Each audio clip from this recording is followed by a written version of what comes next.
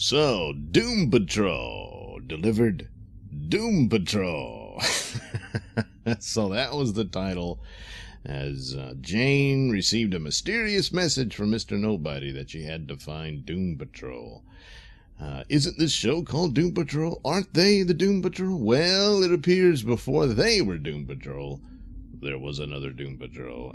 So this is how the show deals with the different eras and stories from within the comic books over its time. And yes, there was a separate team, and there's these other characters that they're showing who are now actually very old, but they're all living in an illusionary world, thanks to the powers of Mento, who was one of the characters they had, who had the funny helmet, which is in the show, and apparently had an affair with Rita.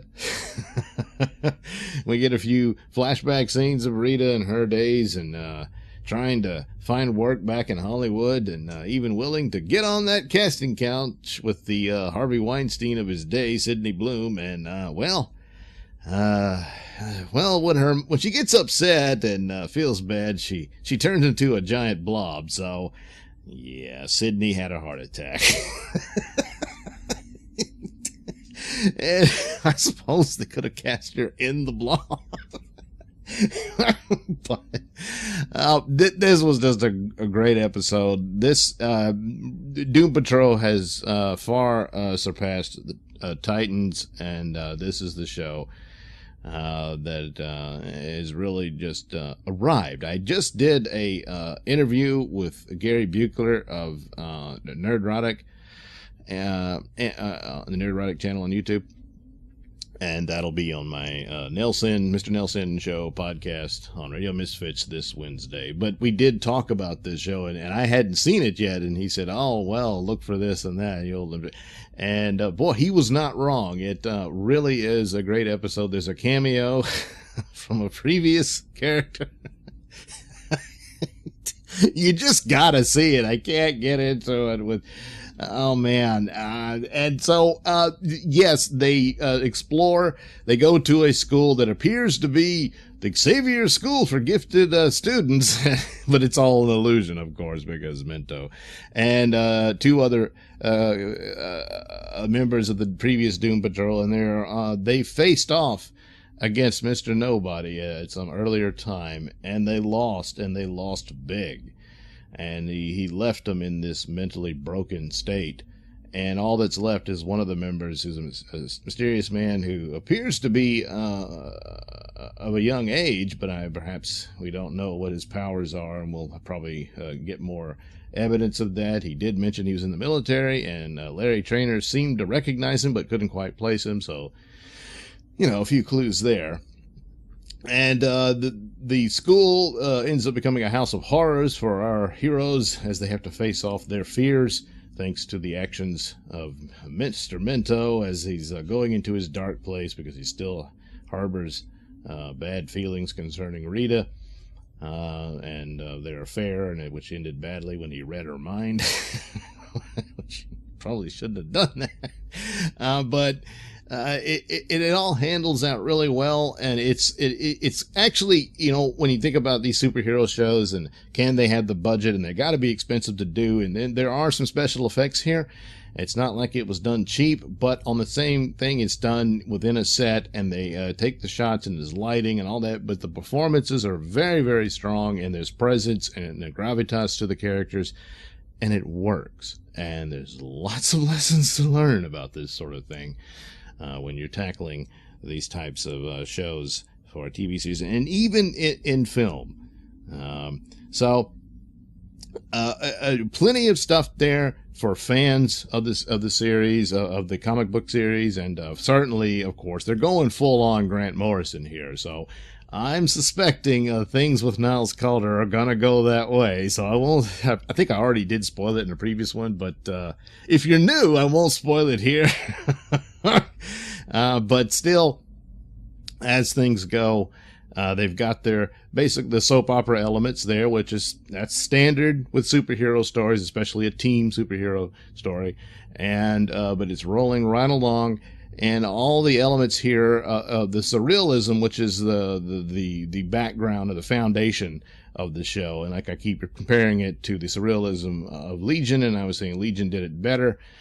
And it's now gotten to the point where there's so much more comedy in Doom Patrol than in Legion, and that they're both surreal shows, but it's its own brand of it. So I think it's progressed well, and it gets better each episode. And now this is a solid show to be and a force to be reckoned with. This is really a contender for against other programs out there in these, as the streaming wars continue. So, it's easily leaps and bounds beyond everything CW did. As much as I still cheer on The Flash, it's nowhere near the league of this show as it is now. So, but it's able to address comedy for it, which is a strong strength for this show. But at the same time, there was this like horror element in the show, and just plain darkness of sadness and all that, and heartbreak, and it wraps it all up in quite a nice little package for the episode. So it's all very well done. And as for Crazy Jane, right off the bat, I said, "Boy, I can't stand her." And I was talking about this with Gary, and it as you come to it, you realize you don't like her because you're not supposed to. She really is this person, not the actress. I mean, the character, and gee, I hope not. And it works. It's organic within the world they've made, and it's credible within the relationships that they've established within Doom Patrol. So, an interesting thing, and of course a brief look at actual superhero outfits with the I guess the original Doom Patrol at this point, the way they're doing. It's not like that in the comics. These guys are the originals, but nevertheless, it works for the context of the series, and so on and so forth. And there's plenty of little bells and whistles there for DC fans and whatnot, and that's always fun and good. The subplot, of course, deals with Cyborg and his relationship with his father, and they handle it in an interesting way, and it bounces off with Robot Man. And initially, I was concerned about Cyborg being there because I thought, well, he's just a repeat of Robot Man, but they've managed to make that work as well.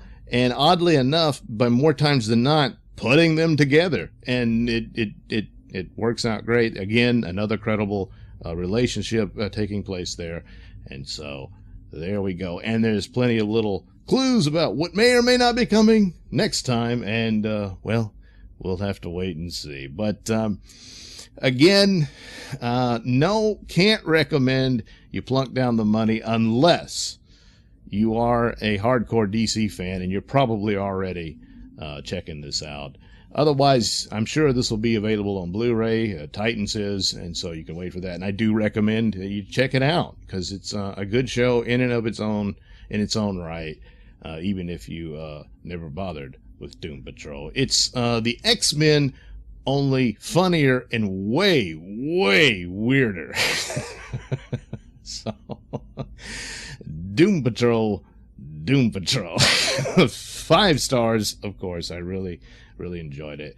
And it's good to have something fun and good to go, and surprisingly so, when there's so much else that's just breaking my heart. Yeah, it's terrible, but I haven't watched the latest Star Trek yet, but I'll get to it.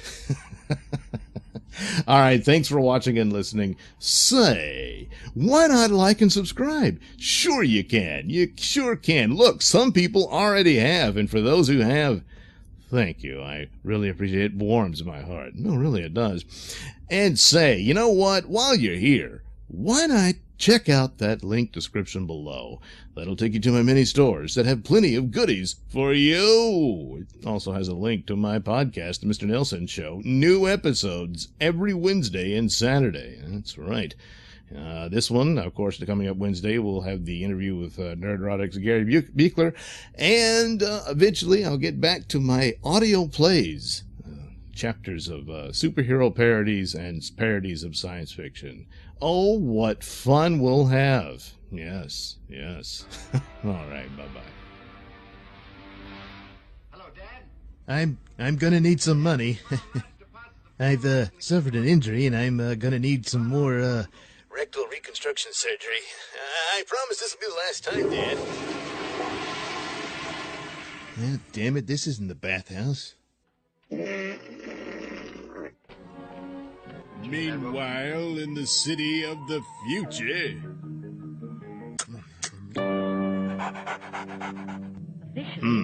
What do you think, Melons? Commander. Would have communicated. Stand by for our arrival.